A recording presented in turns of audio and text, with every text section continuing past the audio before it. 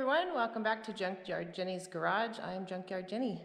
Today we are going to take apart front suspension on a 240Z. This is, some of the parts don't interchange with 260 and 280Z, but the basic setup is the same. So from what you're going to see here, you can take apart suspension on a 260Z and a 280Z in the same way. So let's get started. First thing we're going to do is separate the sides. So we're going to get the control arms off and the steering rack off and the sway bar as well. So let's get started. Okay, first thing we're going to do is get the steering rack off of here, and we're going to start with the mounting brackets right here. So these guys have like a locking nut here, so we have to take that guy off first, and then we'll get the bolts from the back side.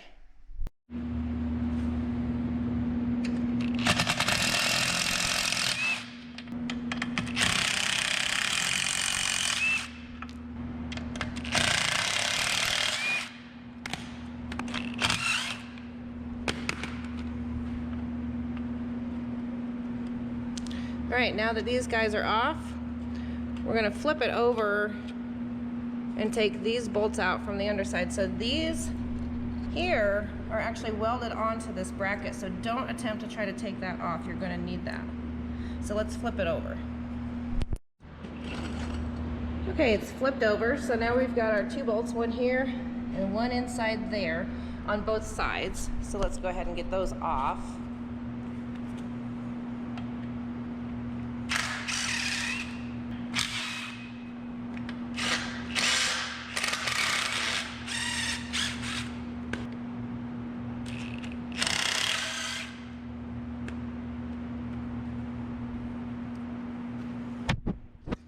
Alright, so now what's left is to take the bracket off. Maybe a flat blade screwdriver, kind of give it a little. There we go. That one too. Alright, so now next is the tie rod end. This is a 17 millimeter with a cotter pin in it. So we got to get that pin out, and then we'll get the 17 off. Alright, got the pin out. So now you put your 17 on there and remove it. Do the same with the other side. And then next we have to get the outer tie rod end out of the knuckle. There's two ways you can do this. You can, well, probably more than two, but two that I can think of. You can use a pickle fork to smash in between the two, or you can do what I do, which is just beat them like a red-headed stepchild. If you choose the beating method, you're going to want to hit right here.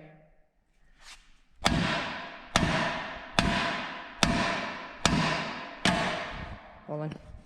I gotta sit this down because you know me, I need my two hands.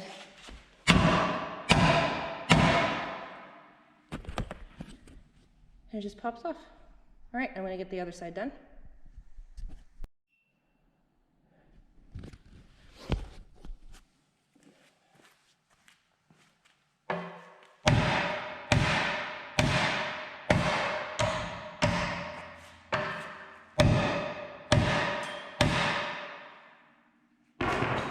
Okay.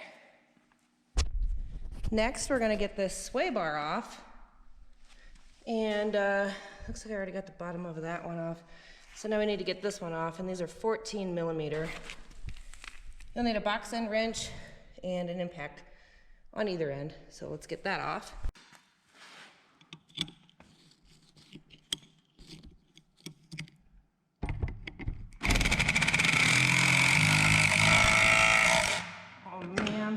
That thing is bent. It'll take me a second to get this off because this sway bar link is bent. Which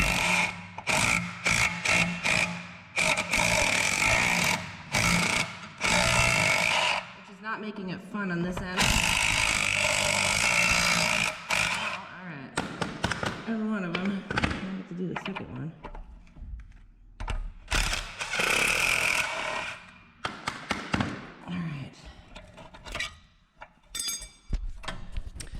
Okay, so there you have it. Sway bar is off.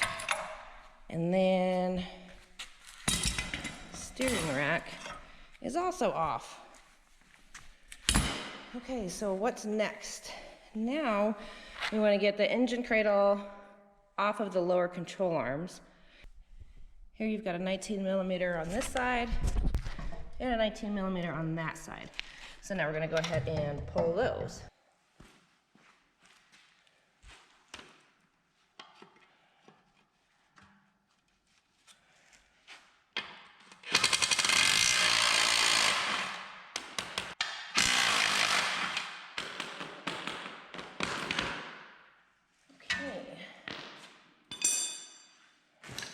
Then just take your hammer and give it a little persuasion. Come out of there. Sometimes they need a little help. I'll show you a trick I use. Hold on. Okay, so this little trick I use to get these guys out, you don't necessarily need to do this. I mean, you could whack it on the other side with a flat blade screwdriver. It doesn't really matter. But one good way to get grumpy bolts out is to get a wrench, an open-end wrench that's smaller than the head, and then as you're going off with your impact gun, pull with your hand. There you go. Now do the other side. Oh, just trying to fall over again. Actually, I'm gonna let it fall over so I got more room. Okay.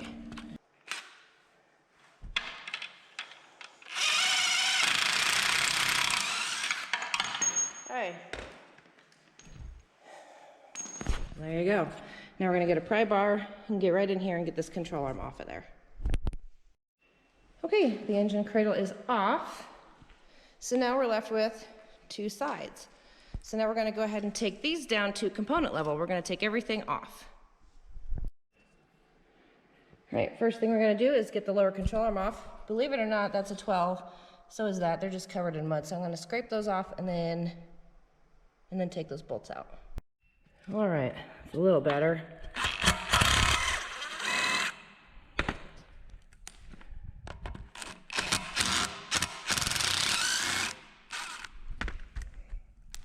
Okay, that's off. I'm going to give it a little whack. Oops. All right, next we need to get the knuckle. So that's what we're going to go after. There's a 17 here and a 17 here. Let's get those removed.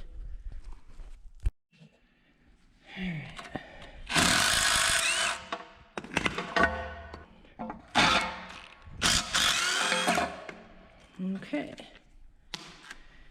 Next, you just give this knuckle a little bit of whack, and that'll take it straight off of the strut housing there. There you have it. Now it's off. Okay, so now the next thing we're going to do is get the caliper off of the strut. All right, these are 17mm,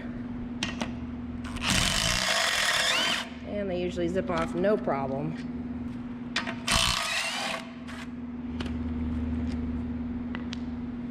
Okay, now over the little pry bar, I'm going to work the caliper off. Let's get this caliper off of there.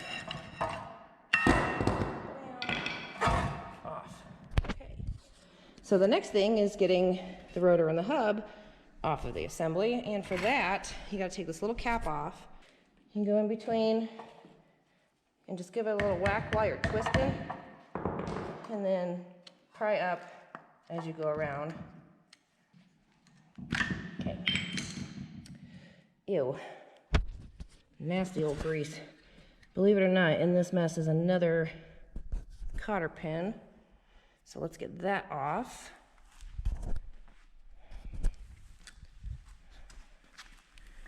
Found it.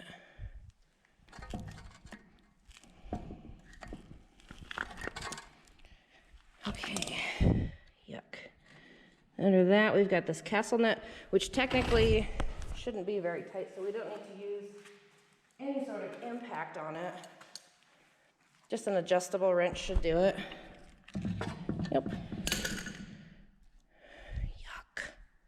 This one's got a little bit boogered up threads, so it's not the easiest thing. I can't just spin it off, but we're almost there. Okay, now there's a washer here, but I'm not gonna bother digging it out.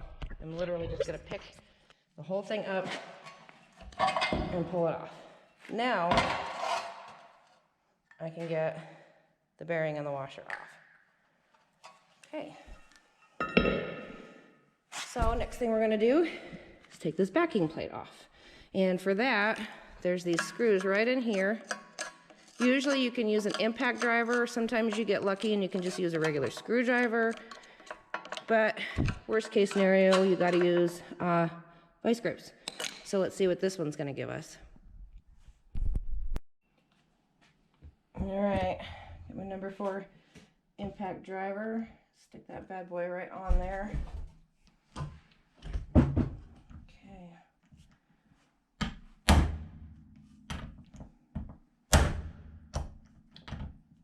I think all we're doing is slipping, honestly.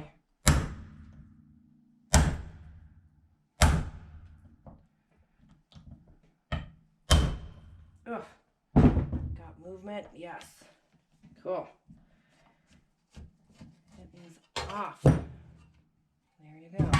The unfortunate thing though is that using an impact, it does tend to smash the head quite a bit. So that bolt we can't use anymore. So we'll throw that one away. Okay, so now we're down to this. Next thing we're gonna do is get the coil spring and the cap off of the strut housing. Technically, you should do this with a spring compressor. I don't have one, so I do this the crazy way. Don't do this at home. But if you do, don't blame me. Okay.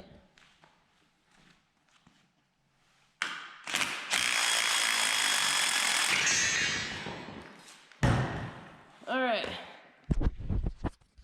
It's off.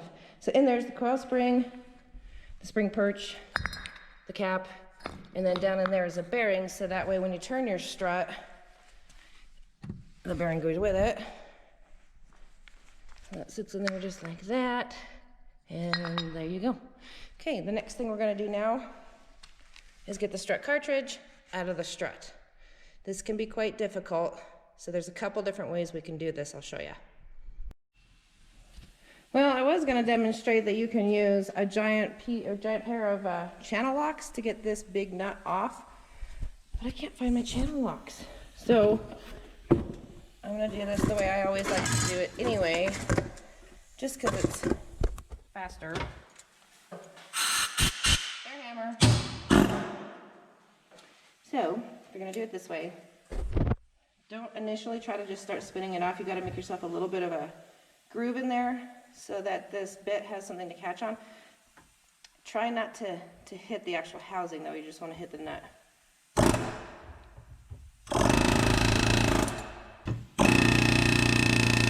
Okay, now I've got a little bit of a groove in there. I'm going to start rotating it out using the air hammer. Cool. Alright, now you just unthread there. And off it comes. Okay, now we're going to take this whole housing over to the drain pan because sometimes these strut cartridges have a tendency to leak in here. So when you pull this out, it's going to make a huge mess. So let's go get that thing done. Also, sometimes these guys get caught in here and you have to, beat them out of there as well. But this one looks like it's going to come right out. But see all that nasty oil? And then my oil drum here, I'm just going to take this, slide it in there and let it drain. So that is how you take the front suspension apart on a 240Z. Next time maybe we'll take a cylinder head off of one of these motors. What do you think? I have a few. So anyway, thanks for watching. Hope you learned something. Like and subscribe, and we'll see you guys next time.